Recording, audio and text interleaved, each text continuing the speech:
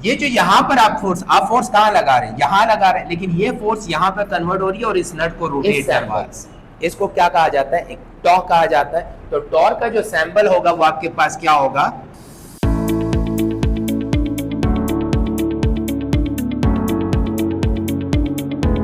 अस्सलाम वालेकुम, Umar online academy में खुशामदीद। प्यारे बच्चों, आज जो हमारा टॉपिक होगा वो फिजिक्स की ऐसी फिजिकल क्वांटिटी के बारे में पढ़ेंगे जिसमें आज हम जो फिजिकल क्वांटिटी होगी हमारी टॉर्क होगी। सही, टॉर्क या मोमेंट ऑफ अ फोर्स। अब इसकी क्या डेफिनेशन है, इसकी नॉर्मल लाइफ में क्या एग्जाम्पल्स है, इसको आज हम समझेंगे, इसको करेंगे। सही है, डेफिनेशन से पहले मैं आपको ये सारी बातें समझा दूँ। तो डेफिनेशन से पहले हम आते हैं प्रैक्टिकल लाइफ में या नॉर्मल जिंदगी जो हम गुजारते हैं, इसमें टॉर्क की क्या डेफिनेशन होती है और ये हमारी जिंदगी में क्या आसानी पैदा कर सकते हैं। आप लोग नट के बारे में तो जानते होंगे, सही, नट स्क्रू जो लगे हुए होते हैं। सपोज करें ये आपके पास एक स्क्रू इस तरह लगा हुआ है, स्क्रू लगा हुआ है, सही। इस स्क्रू को क्या आप हाथ से खोल सकते हैं या टाइट कर सकते हैं? नहीं कर सकते। इसके लिए किस चीज की जरूरत होती है, स्क्रू पाने की जरूरत होती है। हम स्क्रू पाने की मदद से ही इसको टाइट भी करते हैं और हम टाइट भी करते हैं इसको और लूज भी करते हैं, सही है। अब जो स्क्रू पाना हम यहाँ पे इस्तेमाल करते हैं, समझ लो ये हमारे पास एक स्क्रू पाना है। यहाँ पर हम इसको इस स्क्रू पाने की मदद से इस तरह, यहाँ पर हम इसी स्क्रू पाने की मदद से यहाँ पर जो हम कम फोर्स लगाएंगे वो क्या करेगा, इस नट की जितनी कुव्वत है उसको आसान करके हमारे लिए घुमाना शुरू कर देगा। समझ में आ रही? जैसे अगर कोई गाड़ी होती है, उसका जब टायर वगैरह चेंज करना होता है तो उसके नट बड़े बड़े होते हैं, तो उसका स्क्रू पाना भी बड़ा होता है, तो स्क्रू पाने की लेंथ ज़्यादा होती है। जैसे छोटी गाड़ी होगी उसका स्क्रू पाना, छोटी गाड़ी होगी, टायर छोटा होगा तो स्क्रू पाने की लेंथ कम होगी। जैसे गाड़ी का साइज बढ़ता जाएगा, टायर का साइज बढ़ेगा, नट का साइज बढ़ेगा और स्क्रू पाना भी बढ़ता जाएगा, सही है। तो इसका मतलब है कि ये नट जो हम खोल रहे हैं इस पाने की मदद से, यहाँ पर जो आप कुव्वत लगा रहे हो F, वो डिपेंड करता है वो यहां से यहां तक के डिस्टेंस पर। इस पे डिपेंड करता है डिस्टेंस। जितना डिस्टेंस ज्यादा होगा इतना ये नट आसानी से खुलेगा और जितना डिस्टेंस को आप कम रखेंगे उतना हमारे पास नट को खोलने में मुश्किल पेश आएगी। समझ में आ गई? यही चीज है हमारा टॉर्क, यही चीज है हमारा टॉर्क जिसे हम कहते हैं मूवमेंट ऑफ अ फोर्स। समझ में आ गई बात? अब अगर हम इसकी डेफिनेशन करते हैं तो क्या डेफिनेशन है, या मूवमेंट ऑफ फोर्स आर क्या कहलाएगा, movement of a force or हम कहलाएगा।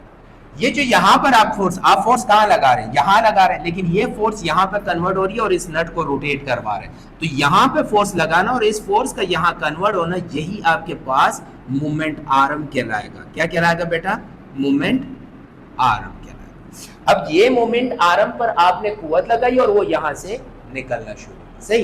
अब फॉर एग्जांपल आप देखते हैं एक डोर, एक दरवाजा देखते हैं, दरवाजे के हमेशा आपने देखा होगा यहां पर एक लॉकर लगा हुआ होता है इस कारण, और यहां पर दरवाजा जो होता है एक दीवार यानी किसी वॉल के साथ अटैच होता है।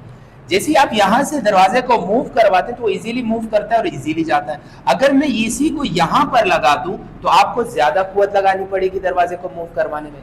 अगर जितना मैं करीब जाता जाऊंगा तो आपको मुश्किल पेश आएगी इसको रोटेट करवाने, सही। तो जितना आप फासला बढ़ाते जाएंगे, यहां पर आते जाएंगे, आपको इतना आसानी होगी इस दरवाजे को मूव कराने। तो इसी को हम क्या कहते हैं, टॉर्क कहते हैं। तो टॉर्क क्या है, the turning effect of a force is called torque और movement of a force arm कहा जाता है। समझ में आ रही है बात? टॉर्क को जो हम शो करते हैं, टॉर्क को टॉ से शो किया जाता है। किससे? इस सैंपल्स, इसको क्या कहा जाता है, एक टॉ कहा जाता है। तो टॉर्क का जो सैंपल होगा वो आपके पास क्या होगा, सैंपल आपके पास क्या होगा, टॉ होगा। समझ में आ गई बात? अब इसका अगर फार्मूला करते हैं, टॉर्क या मूवमेंट आर्म ऑफ फोर्स बराबर होगा जो आप फोर्स लगा रहे हैं, इसको मैं नीचे लिख रहा हूं, जो आप फोर्स लगा रहे हैं, आप फोर्स कहां लगा रहे हैं, यहां पे लगा रहे हैं ना फोर्स, ये आपकी फोर्स, सही है, इनटू परपेंडिकुलर डिस्टेंस, क्या है, परपेंडिकुलर डिस्टेंस। अब देखें फोर्स आप कहां लगा रहे हैं, यहां लगा रहे हैं, आपकी फोर्स की डायरेक्शन क्या है, यू है, पानी की अब आपकी फोर्स की डायरेक्शन ये रही और ये डिस्टेंस आपके फोर्स के परपेंडिकुलर है, क्योंकि आप फोर्स यहां लगा रहे हैं, तो इनके दरमियान 90 डिग्री का एंगल बन रहा है, सही है।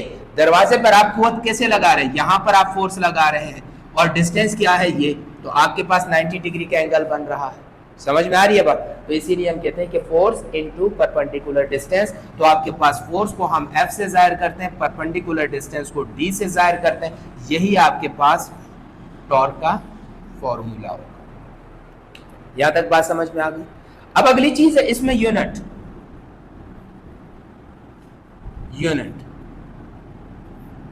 सही। अब आपके पास टॉर्क का यूनिट क्या होगा,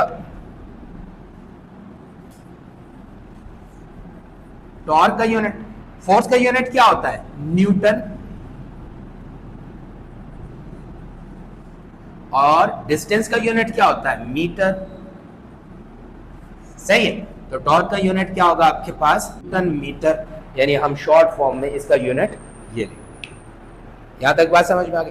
अब जो फोर्स आपके पास लग रहा है किसी डायरेक्शन पे लग रहा है, क्योंकि फोर्स आपके पास डायरेक्शन है और डिस्टेंस भी इसके पास परपेंडिकुलर है, तो यहां पर आप एक और पॉइंट लिखेंगे, मैं यहां पे लिखता हूं कि आपके पास जो टॉर्क होगा, torque is vector quantity, torque क्या होगा आपके पास, वेक्टर क्वांटिटी होगा। तो अब आपके पास डेफिनेशन भी टॉर्क की आ गई, किससे जाहिर करते हैं वो भी आ गया आपके पास, और इसका फॉर्मूला भी आ गया। यहां मैं हेडिंग भी दे देता हूं फॉर्मूले की, ताकि आपके लिए और आसानी हो, सही है। टॉर्क का फॉर्मूला भी आपके पास आ गया, इसी तरह ये फार्मूला हो गया, टॉर्क का यूनिट भी आ गया, और ये भी आपको पता चल गया कि टॉर्क क्या है, आपके पास एक वेक्टर क्वांटिटी है, और टॉर्क की फिगर भी आ गई। तो उम्मीद करता हूं आपको हमारे ये टॉर्क का जो टॉपिक है, मोमेंट ऑफ अ फोर्स या टॉर्क, ये टॉपिक समझ में आया होगा, आपको ये वीडियो पसंद आई होगी। तो इसीलिए आप उमर ऑनलाइन एकेडमी को लाइक भी करें, शेयर भी करें और सब्सक्राइब भी करें। यहाँ तक के लिए इजाजत दीजिएगा, अल्लाह हाफ़िज़।